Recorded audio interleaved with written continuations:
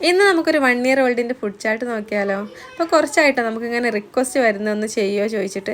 അപ്പോൾ ഇന്ന് എന്തായാലും ഞാൻ അതിന് ഒരുങ്ങിയിട്ടുണ്ട്. അപ്പോൾ എൻ്റെ മോന് മിക്ക ദിവസങ്ങളിലും എൻ്റെ കൂടെ തന്നെ എണീച്ചിട്ടാണ് വരാറ്. ഇന്നൊരു 7 മണിയൊക്കെ ആയിട്ടുണ്ട് കേട്ടോ. അപ്പോൾ ഒരു 7-നും 8-നും ഇടയിലായിട്ടാണ് ഞാൻ അവനക്ക് ബ്രേക്ക്ഫാസ്റ്റ് കൊടുക്കാറ്. ബ്രേക്ക്ഫാസ്റ്റ് എന്ന് പറയുമ്പോൾ നമ്മൾ എന്താണോ വീട്ടിലുണ്ടാക്കുന്നത് അത് തന്നെ അവനക്ക് ഞാൻ കൊടുക്കാറ്. ബ്രേക്ക്ഫാസ്റ്റ് മാത്രമല്ല, ഇപ്പം ഒരു വയസ്സിന് ശേഷം നമ്മളുടെ ഫുഡ് റൊട്ടീനിലേക്ക് മക്കളെ കൊണ്ടുവരാണ് ചെയ്യേണ്ടത്. അപ്പോൾ നമ്മൾ എന്താണോ ഉണ്ടാക്കുന്നത് അത് തന്നെയാണ് ഞാൻ അവനക്ക് കൊടുക്കാറ്. പിന്നെ ഒരു 10 മണിയൊക്കെ ആകുമ്പോൾ ഞാൻ അവൻ്റെ കുളിയൊക്കെ കഴിഞ്ഞിട്ട് അവനക്കൊരു കഞ്ഞി കൊടുക്കാറുണ്ട്. അതിൽ ഞാൻ എന്തെങ്കിലും ഒരു വെജിറ്റബിളോ പൾസസോ ഒക്കെ ആഡ് ചെയ്യും.